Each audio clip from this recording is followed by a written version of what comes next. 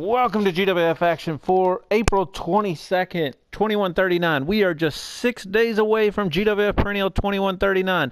I'm Trent Lawless. I'm Bachelor. And we've got the hottest action in the entire galaxy here for you tonight, fans. And we're not waiting a second to kick off the action with the Minister of War declaring tonight that in a main event, it will be a six-man tag team match pitting the Minister of War, Overmaster, and Havoc against Godsend, End of Days, and the Demon Godsend. Can you believe it, Basilisk?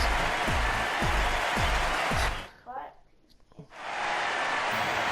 This will be the first time the Minister of War the Minister of the War of the GWF, the Minister of War, whichever you want to call him, has stepped into the ring since the beginning of the year.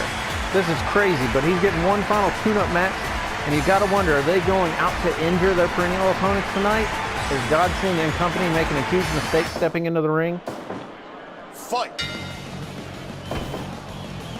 We know the action is going to be fast and furious tonight as everyone is lining up for their final pre-perennial match.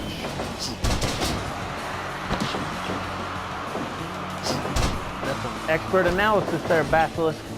Give up.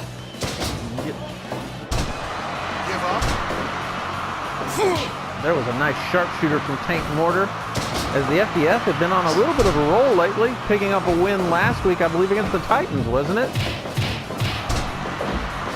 Now they're stepping up to face another set of tag team champions in preparation for their match in just 6 days against Martial Law, the former tag team champions of the Galaxy. Boy, talk about a great run. If the new FDF can pick up a win against all three former sets of champions, you got to imagine they'll move straight up to the top of the tag team ranks. But the Ultimate Fighters are no chumps here, and they are certainly going to be ready for it. The challenge here, strangely, the Ultimate Fighters still don't have a pairing for Perennial 39. They might be taking the night off.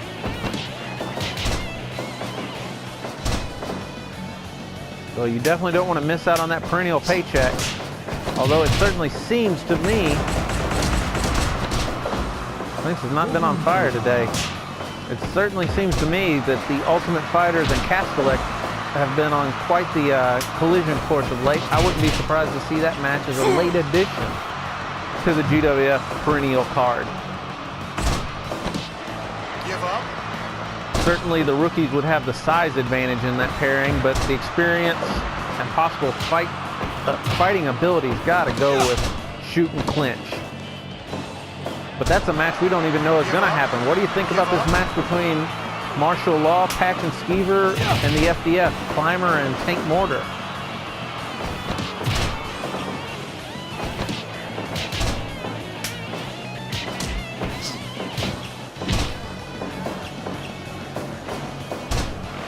Give up. Who do you favor in that one, though? Do you go with the experience of Patch and Skeever, their toughness, or do you go with the unorthodox style of Climber and the sheer power of Tank Mortar? One.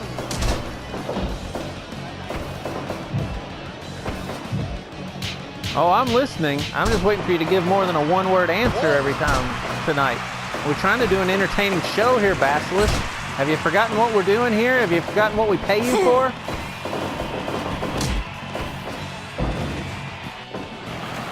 I would think our fans would tend to disagree. Luckily, most of the fans think I can't talk enough. Uh-oh, is that V-trigger knee strike? Oh! But of course, he's not even the legal man. Well, it certainly is effective. Getting two knees right to the face of an opponent is definitely going to work. Oh, near fall. I'm not sure, did Climber kick out or did Tank Mortar make the save? It was really close there.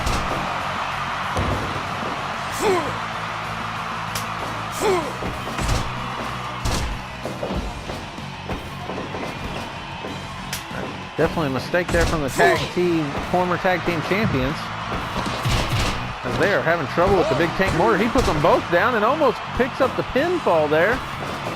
A near fall there for the FDF. What do you think about this main event, though? I just can't stop thinking about this. The Minister of the GWF in the ring once again.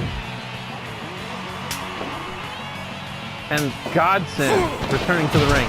That's not to mention Demon Godsend, End of Days. I hope they reinforce the ring because that's going to be a huge mass of humanity in there. That's not the, oh, nice barrage of punches there. That's not the only six-man tag team match we've got tonight, though, as the Predators will finally get back into the ring as a tag team, but it'll be a six-man tag as they team with Kenji to take on the Gladiators and OT. Of course, we know that the Predators will be defending the tag team titles against, oh, two? Oh, I think he had him there, if not for the pin save.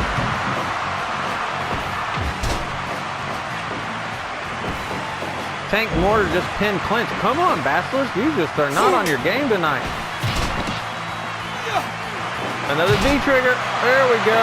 And the Ultimate Fighters, look at that. Clinch locking on the submission hold. Oh, a sit-down facebuster. But we've also heard on top of the tag team title match, we're going to have at Perennial 39, OT and Burning Man, two traitors to their sudden death teams, are going to take on the Titans. Former friends, OT and Kenji, will meet up tonight as a special precursor to that.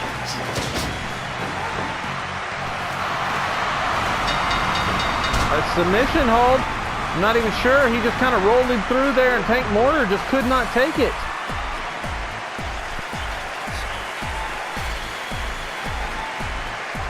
A big victory there for the Ultimate Fighters.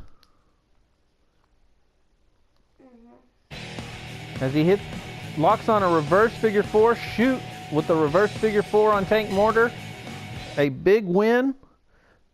And of course, now we're hearing that there will be a meeting between the Ultimate Fighters and Castellex at GWF Perennial 39.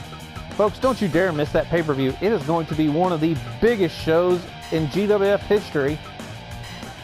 And speaking of big moments in GWF history, how about the return of Killprey to the ring? As Killprey will step into the squared circle at GWF Perennial 39 inside of a cage match to team with Epoch against Shane and Sly Drury. What do you think about that match, Basilisk? I think that is going to be a brutal match. Well, we're off to the next match. Darkus versus Killprey. Humanity's Nightmare versus the Hunter of Humans. The Hunter of all beasts, really.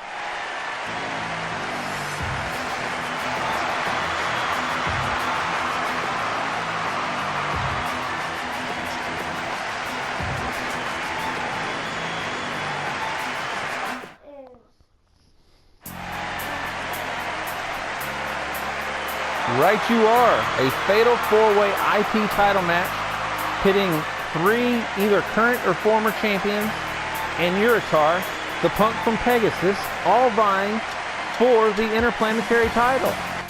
And it's a one fall to a finish match, meaning the champion does not have to be involved in the decision to decide who will lead with the Interplanetary title.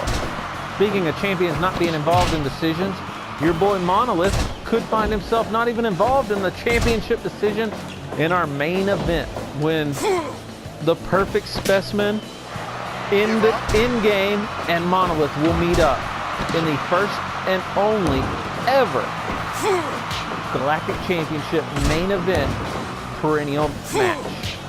What a match that is going to be. Give up. I've given you plenty of time to think about it. Who's leaving with the Galactic Championship? You think he can overcome two men? What if In-Game and Perfect Specimen decide to work together to take away the title? You got a lot of confidence in the Galactic Champion. I'm wondering how Killprey will exist in the ring come Perennial 39 this Sunday. I mean, you see he's having a little bit of trouble with Darkus. He is working over that leg really well, taking out the base, but Darkus is getting a few shots in. Killprey, what many consider to be the greatest wrestler to never win a Galactic Championship. But he's got a lot of ring rust. He hasn't wrestled in over 8 years. How is he going to be able to shake off that ring rust and step into the ring with two of the greatest wrestlers, Sly Drury and Shane, at GWF Perennial 39?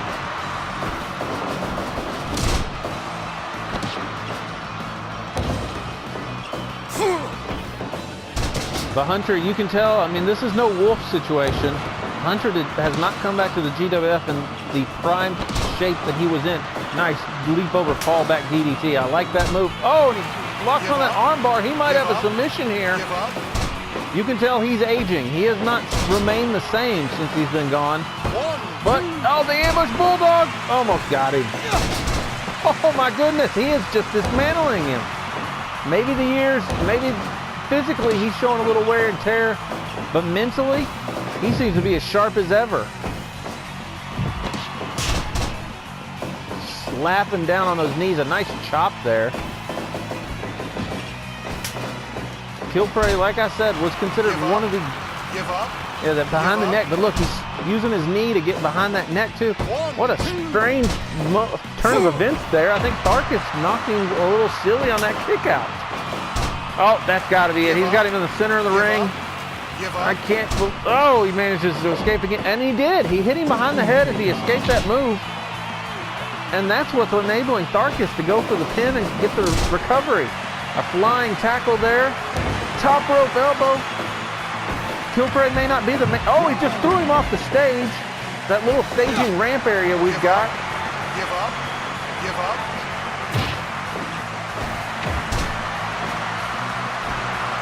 A nice neck wrench there. Kilpray is a master of joints, and he knows how to apply pressure. You know, oh, the running bulldog, that's it, the ambush. He won't kick out again. A 3 count, and Kilpray with a successful return to the GWF. What a victory there for the Master Hunter. Wrestling like that, it won't be long, and we may not be able to call him the greatest wrestler to never hold the Galactic Championship.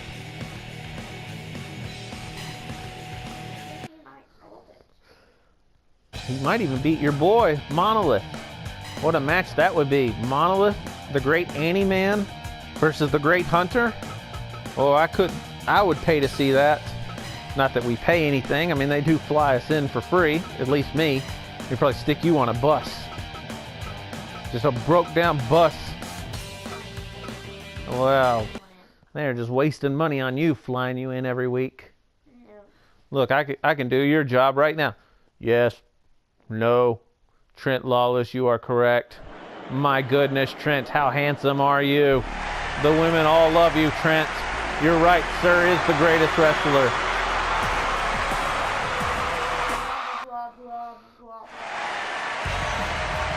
I'll do your job.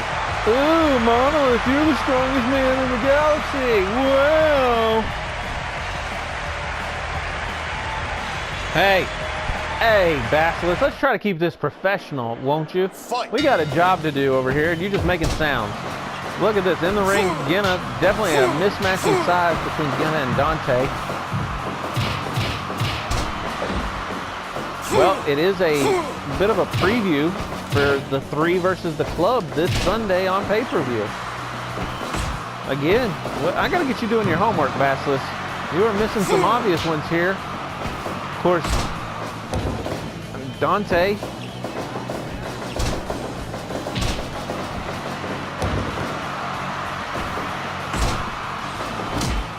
Well, I certainly love it because it tells you just a little bit of what you're going to see this Sunday on GWF Perennial 39.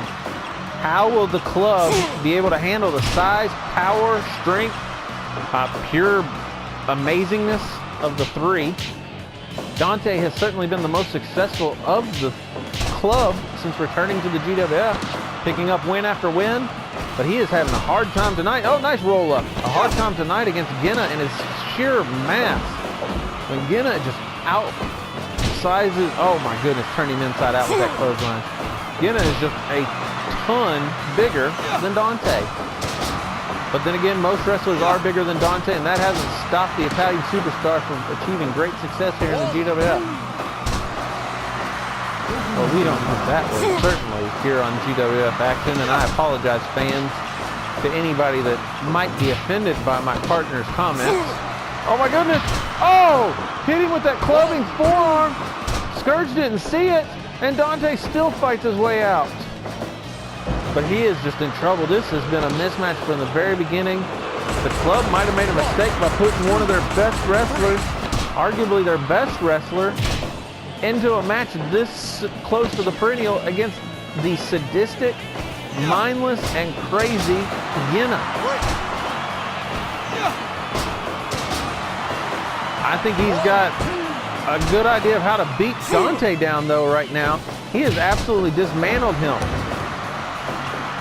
Dante has had no answer. Oh, he just hit him with a hell kick. Oh my goodness, a blatant low blow, and Scourge missed it. It's not that hard to make a one-eyed ref miss things, apparently, though. But that, wow, what a stunning victory there from Yenna. Did you see that coming, Basilisk? Kind of. Just kind of, sure.